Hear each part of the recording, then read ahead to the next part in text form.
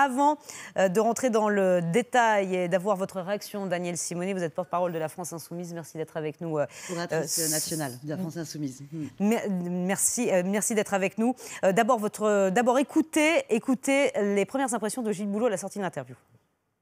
Pas de frustration. On avait prévu qu'il y aurait des impasses, pas volontaires de notre part. Voilà, ça c'est la Bible. Il n'y a pas d'impasse. Enfin, pas beaucoup. Après, c'est une séquence vivante par définition. Donc, si la personne interviewée, le président par exemple, passe beaucoup de temps à faire de la pédagogie sur les APL ou sur la suppression partielle de l'ISF, je n'allais pas l'interrompre en disant « Mais attendez, j'ai une question également sur le glyphosate et puis j'en ai également une autre sur les travailleurs détachés ». Donc voilà, on aurait pu parler plus de climat, plus d'Europe. Voilà, mais c'est la règle du jeu.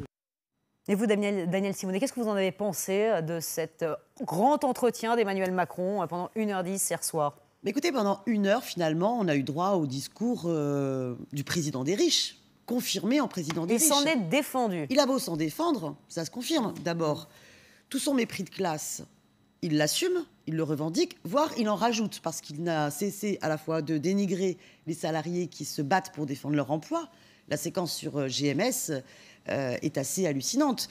Il a dénigré les chômeurs, considérant que finalement il fallait renforcer le contrôle contre les multirécidivistes, comme si les chômeurs étaient responsables de leur situation de chômage, alors qu'on sait qu'il y a environ seulement 120 000 il promet 15 emplois. milliards d'euros pour la formation, Mais l'apprentissage également. Le problème, c'est que comme il n'y a que 120 000 emplois qui sont non pourvus par an, ça n'est pas par la formation seulement que l'on peut lutter. Il faut absolument faire une politique de relance de l'activité. Or, il n'a eu aucun mot pour la relance de l'activité, pour l'ensemble de l'économie, que ce soit les petits artisans, commerçants, que ce soit l'industrie. Par contre, il a eu énormément de mots en tant que président des riches pour défendre, soutenir ceux qu'il appelle les premiers de cordée, qui ont, eux, du talent parce qu'ils sont riches. Donc, au passage, il y a une conception, je trouve, une pauvreté culturelle de la part de notre président qui vise à considérer que ceux qui ont du talent sont ceux qui réussissent financièrement. Et les autres, alors? Et les autres n'ont pas de talent dans notre pays? Alors justement, je pense que l'ensemble des travailleurs de ce pays ont du talent. On va écouter un extrait d'Emmanuel Macron. Il faut célébrer les réussites, c'est ce qu'il a dit hier. Écoutez, et leur faire des cadeaux fiscaux. Et on en reparle. Pour que notre société aille mieux, il faut des gens qui réussissent. Et il ne faut pas être jaloux d'eux. Il faut dire c'est formidable. C'est le fameux ruissellement? Non, je ne crois pas au ruissellement pour ma part. Mais je crois à la cordée. Il y a des femmes et des hommes qui réussissent dans la société parce qu'ils ont des talents. La réussite n'est d'ailleurs pas que monétaire ou financière. Il y a des gens qui réussissent dans les arts, dans l'association, dans leur vie familiale. Et je veux qu'on célèbre toutes ces réussites, chacune et chacun. Et ça vous choque, ça? Ce qui me choque, c'est que l'on sait pertinemment que dans la politique de M. Macron, plus de la moitié, par exemple, des baisses d'impôts vont profiter aux 10% les plus riches.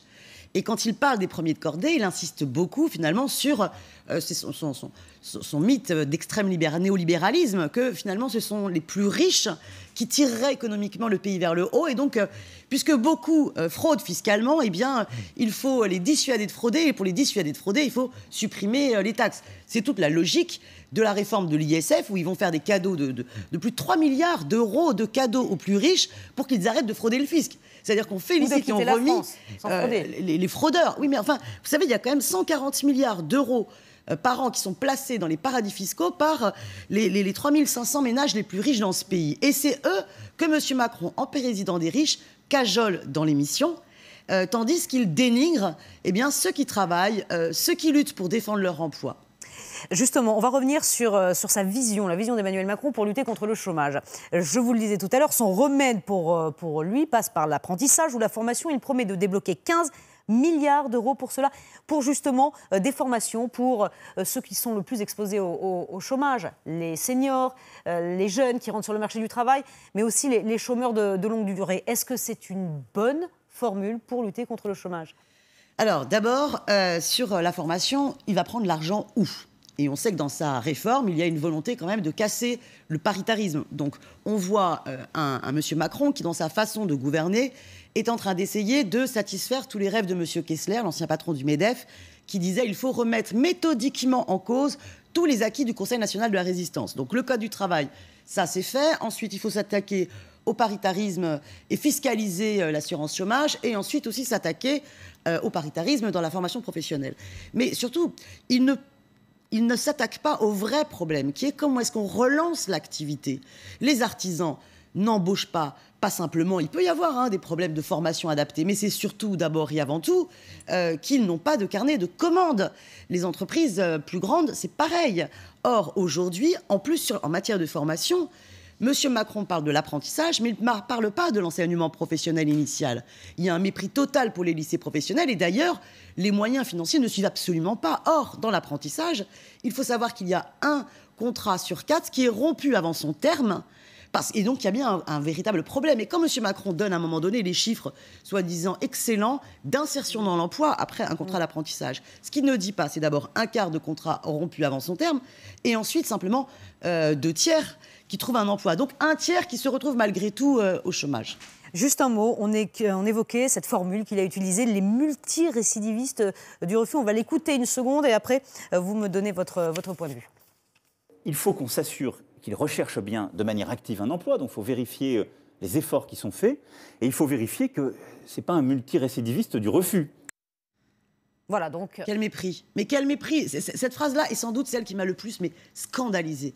Vraiment, je suis en colère parce que les chômeurs sont déjà fliqués systématiquement à Pôle emploi, dans un service public où ceux qui travaillent sont dans une situation de souffrance au travail parce qu'ils sont en sous-effectif et qu'on ne leur donne pas les moyens de véritablement accompagner et aider les chômeurs. Tout est fait simplement pour les fliquer dans un contexte où il n'y a pas assez d'emplois. Donc il faut relancer l'activité, redistribuer les richesses et faire en sorte que les carnets de commandes reprennent au lieu de culpabiliser les chômeurs. Cette phrase est totalement indigne d'un président de la République, je trouve. Merci beaucoup Daniel Simonet d'avoir été avec nous sur le plateau de la matinale LCI ce matin donc pour débriefer de cet entretien d'Emmanuel Macron. Nous continuons évidemment ce matin. Fabien Amnias qui était dans les coulisses de l'Élysée hier nous apportera son regard donc sur cet entretien. Claire Fournier est évidemment là pour son œil écho et Benjamin nous parlera également des réactions sur les réseaux. À tout de suite.